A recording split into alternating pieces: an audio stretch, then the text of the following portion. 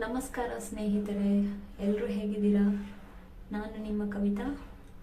ನಾನು ಇವತ್ತು ಮಾಡ್ತಾ ಇರೋದು ಮೊಸರು ಒಗ್ಗರಣೆ ಮಾಡ್ತಾ ಇದ್ದೀನಿ. ಒಂದು 4 ಮಂದಿ ಇದನ್ನು ಊಟ ಮಾಡ್ಬೋದು. ಮನೇಲಿ ಏನೋ ಬೇರೆ ತರಕಾರಿ ಇಲ್ಲ ಅಂತಂದಾಗ ಇದು ಚಿಕ್ಕದು ನಂದಿನಿ ಮೊಸರು ಪ್ಯಾಕೆಟ್ ಬರುತ್ತಲ್ಲ, ಆ ಚಿಕ್ಕ ಮೊಸರು ಪ್ಯಾಕೆಟಲ್ಲಿ ನಾವು ಇವಾಗ ಐಟಮ್ನ ಪ್ರಿಪೇರ್ ಮಾಡೋಣ. ಇದಕ್ಕೆ ಬೇಕಾಗಿರೋ ಸಾಮಗ್ರಿಗಳು ಏನೇನು ಅಂತ ಇವಾಗ ತಿಳ್ಕೊಳ್ಳೋಣ. ಒಂದು ಮೀಡಿಯಮ್ ಸೈಜ್ ಈರುಳ್ಳಿನ ಕಟ್ ಮಾಡಿ ನಾನು ಚಿಕ್ಕದಾಗಿ ಕಟ್ ಮಾಡಿ ತೊಗೊಂಡಿದ್ದೀನಿ. ಮತ್ತು ಒಂದು ಚಿಕ್ಕ ಟೊಮೆಟೊನ ಚಿಕ್ಕದಾಗಿ ಕಟ್ ಮಾಡಿ ತೊಗೊಂಡಿದ್ದೀನಿ. ಮತ್ತು ಸ್ವಲ್ಪ ಕೊತ್ತಂಬರಿ ಸೊಪ್ಪನ್ನ ಚಿಕ್ಕದಾಗಿ ಕಟ್ ಮಾಡಿದ್ದೀನಿ. 2 ಹಸಿಮೆಣಸಿನ್ಕಾಯಿ ಖಾರದ್ದು ಚಿಕ್ಕದಾಗಿ ಕಟ್ ಮಾಡಿ ತೊಗೊಂಡಿದ್ದೀನಿ. ಮತ್ತು ಒಗ್ಗರಣೆಗೆ ಬೇಕಾಗಿರೋ ಐಟಮ್ಸ್ ಬಂದು ನಿಮ್ಗೆ ಗೊತ್ತೇ ಇದೆ. ಒಂದು ಅರ್ಧ ಟೀ ಸ್ಪೂನ್ ಸಾಸಿವೆ, ಒಂದು ಅರ್ಧ ಟೀ ಸ್ಪೂನ್ ಜೀರಿಗೆ, 3 ಇಂದ 4 ಬೆಳ್ಳುಳ್ಳಿ ಜಜ್ಜಿ ತೊಗೋಬೇಕು. ಮತ್ತು ಒಂದೆಷ್ಟು ಕರಿಬೇವು, ಮತ್ತು ರುಚಿಗೆ ತಕ್ಕಷ್ಟು ಕಲ್ಲುಪ್ಪನ್ನ ನಾನು ಇಲ್ಲಿ ತೊಗೊಂಡಿದ್ದೀನಿ ಅಡುಗೆಗೆ. ಮತ್ತು ಸ್ವಲ್ಪ ಅರಿಶಿಣ. ಮತ್ತು ಇದಕ್ಕೆ ಮೇನ್ ಬೇಕಾಗಿರೋದೇ ಮೊಸರು. ಒಂದು ಚಿಕ್ಕ ನಂದಿನಿ ಪ್ಯಾಕೆಟ್ ಮೊಸರು ತೊಗೊಂಡು 1 ಟೀ ಸ್ಪೂನ್, 1 ಟೀ ಗ್ಲಾಸಷ್ಟು ನೀರನ್ನ ಹಾಕ್ಕೊಂಡು ಈ ವಿಸ್ಕರಲ್ಲಿ ಚೆನ್ನಾಗಿ ಕಲಸಿಟ್ಕೊಂಡಿದ್ದೀನಿ. ಇವಾಗ ಸ್ಟವ್ ಮೇಲೆ ಒಂದು ಪಾತ್ರೆನ ಇಟ್ಬಿಟ್ಟು ಸ್ಟವ್ ಆನ್ ಮಾಡಿಬಿಟ್ಟು ಪಾತ್ರೆ ಬಿಸಿ ಆದಮೇಲೆ ಇದಕ್ಕೆ 2 ಟೀ ಸ್ಪೂನ್ ಎಣ್ಣೆ ಹಾಕಿ ಸಾಸಿವೆ ಜೀರಿಗೆ ಎಲ್ಲ ಒಂದೊಂದು ಹಾಕ್ತಾ ಇರಬೇಕು. ಸಾಸಿವೆ ಜೀರಿಗೆ ಚಟಪಟ ಅಂತ ಮುಂದೆ ಇದಕ್ಕೆ ಬೆಳ್ಳುಳ್ಳಿ ಜಜ್ಜಿರೋ ಬೆಳ್ಳುಳ್ಳಿನ ಹಾಕೊಳ್ಳೋಣ. ಮತ್ತು ಕರಿಬೇವನ್ನ ಹಾಕೊಳ್ಳೋಣ. ಕರಿಬೇವನ್ನ ಚೆನ್ನಾಗಿ ಎಣ್ಣೆ ಹಾಕ್ಕೊಂಡು ಇದಕ್ಕೆ ಇವಾಗಲೇ ನಾವು ಇದಕ್ಕೆ ಹಸಿಮೆಣಸಿನ್ಕಾಯಿ ಚಿಕ್ಕದಾಗಿ ಕಟ್ ಮಾಡಿ ಹಾಕೊಂಡಿದ್ದೀವಲ್ಲ, ಕಟ್ ಮಾಡಿ ತೊಗೊಂಡಿದ್ದೀವಲ್ಲ ಅದನ್ನು ಹಾಕೋಬೇಕು. ಹಸಿಮೆಣಸಿನ್ಕಾಯಿನೂ ಹಾಕ್ಕೊಂಡು ಇದನ್ನು ಹಸಿಮೆಣಸಿನ್ಕಾಯಿ ಎಣ್ಣೆಗೆ ಚೆನ್ನಾಗಿ ಹುರ್ಕೊಂಡ್ಮೇಲೆ ಇವಾಗ ಇದಕ್ಕೆ ಒಂದು ಮೀಡಿಯಮ್ ಸೈಜ್ ಈರುಳ್ಳಿ ಕಟ್ ಮಾಡಿ ಇಟ್ಕೊಂಡಿದ್ದೀವಲ್ಲ ಅದನ್ನು ಹಾಕೊಳ್ಳೋಣ. ಈರುಳ್ಳಿನೂ ಎಲ್ಲ ಹಾಕ್ಕೊಂಡು ಚೆನ್ನಾಗಿ ಈರುಳ್ಳಿನ ಬಾಡಿಸ್ಕೋಬೇಕು. ಈರುಳ್ಳಿ ಒಂಥರ ಲೈಟ್ ಕಲರ್ ಬರುತ್ತೆ, ಟ್ರಾನ್ಸ್ಪರೆಂಟ್ ಕಲರ್, ಆ ಥರ ಈರುಳ್ಳಿನ ಚೆನ್ನಾಗಿ ಫ್ರೈ ಮಾಡ್ಕೋಬೇಕು.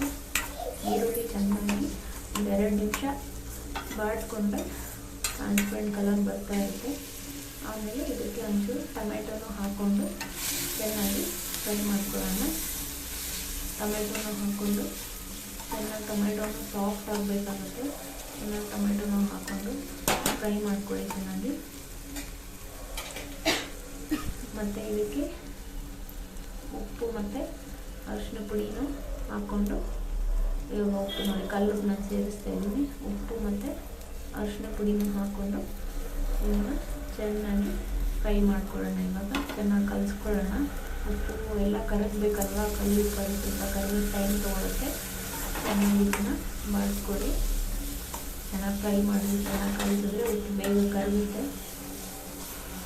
ಟೊಮೆಟೊ ಎಲ್ಲ ಸಾಫ್ಟ್ ಆಗಬೇಕು, ಅಲ್ಲಿವರೆಗೂ ನಾವು ಇದನ್ನು ಫ್ರೈ ಮಾಡ್ಕೋಬೇಕು.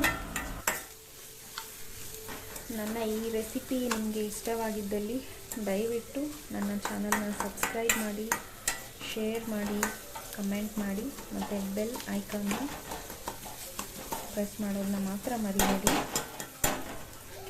ನೆಕ್ಸ್ಟ್ ಮಾಡೋ ವಿಡಿಯೋಸ್ನ ನಿಮಗೆ ನೋಟಿಫಿಕೇಷನ್ ಮೂಲಕ ಬರುತ್ತೆ.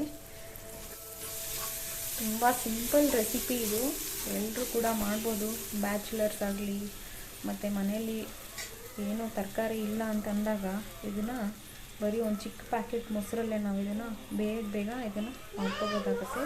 ಜಸ್ಟ್ ಒಂದು ಈರುಳ್ಳಿ, ಒಂದು ಟೊಮೆಟೊ, 2 ಹಸಿಮೆಣಸಿನ್ಕಾಯಿ, ಒಗ್ಗರಣೆಗೆ ಬೇಕಾಗಿರೋ ಐಟಮ್ಸ್ ಮತ್ತು ಒಂದು ಚಿಕ್ಕ ಮೊಸರು ಪ್ಯಾಕೆಟ್ ಇದ್ದರೆ ಸಾಕು. ಒಂದು 4 ಮಂದಿ ಆರಾಮಾಗಿ ಇದನ್ನು ಊಟ ಮಾಡ್ಬೋದು. ಇನ್ನೇನು ಮುಗೀತು ನಮ್ಮ ರೆಸಿಪಿ. ಇವಾಗ ಸ್ಟವ್ ಆಫ್ ಮಾಡಿಬಿಟ್ಟು ಇದನ್ನು ತಣ್ಣಗಾಗೋದಕ್ಕೆ ಬಿಡೋಣ. ಒಂದು 5 ನಿಮಿಷ ಬಿಡಬೇಕಾಗುತ್ತೆ ಇದು ತಣ್ಣಗಾಗೋಕ್ಕೆ. ಇದು ಫುಲ್ಲಾಗಿ ಕಂಪ್ಲೀಟಾಗಿ ತಣ್ಣಗಾಗಬೇಕು. ಆವಾಗ ನಾವು ಮೊಸರನ್ನ ವಿಸ್ಕರಲ್ಲಿ ಮಾಡಿ ಇಟ್ಕೊಂಡಿದ್ದೀವಲ್ಲ, ಆ ಮೊಸರನ್ನ ಇದಕ್ಕೆ ಹಾಕ್ಕೊಂಡು ನೋಡಿದ್ರಾ, ಇಷ್ಟೇ ಸಿಂಪಲ್ ರೆಸಿಪಿ ಇದು. ಇವಾಗ ನೋಡಿದ್ರಾ ನನ್ನ ರೆಸಿಪಿ ಎಷ್ಟು ಚೆನ್ನಾಗಿದೆ, ನೋಡೋಕ್ಕೂ ಒಂಥರ ಕಲರ್ಫುಲ್ ಆಗಿದೆ. Simple and easy method. ನೀವು ಕೂಡ ನಿಮ್ಮ ಮನೇಲಿ ಟ್ರೈ ಮಾಡಿ. 4 ಮಂದಿ ಆರಾಮಾಗಿ ಇದರಲ್ಲಿ ಊಟ ಅಂತೂ ಮಾಡ್ಬೋದು. ತಿನ್ನೋಕ್ಕೂ ಸಹ ರುಚಿಯಾಗಿರುತ್ತೆ. ಇದಕ್ಕೆ ನಾವು ಕೊತ್ತಂಬರಿ ಸೊಪ್ಪನ್ನ ಹಾಕ್ಕೊಂಡು ಹಾಗೆ ಮೇಲೆ ಉದುರಿಸ್ಕೊಂಡು ಒಳ್ಳೆ ಟೇಸ್ಟ್ ಕೊಡುತ್ತೆ ಕೊತ್ತಂಬರಿ ಸೊಪ್ಪು ಕೂಡ. ಡೆಕೋರೇಷನ್ಗೆ ಗಾರ್ನಿಷಿಂಗ್ ನಾನು ಇದನ್ನು ಮಾಡ್ತಾಯಿದ್ದೀನಿ. ಈ ಥರ ಮಾಡಿಕೊಂಡು ಚೆನ್ನಾಗಿ ಬಿಸಿ ಬಿಸಿ ಅನ್ನಕ್ಕೆ ಇದೊಂದು ಸಾರನ್ನ ಹಾಕ್ಕೊಟ್ಬಿಟ್ಟು ಊಟ ಮಾಡಿದ್ರೆ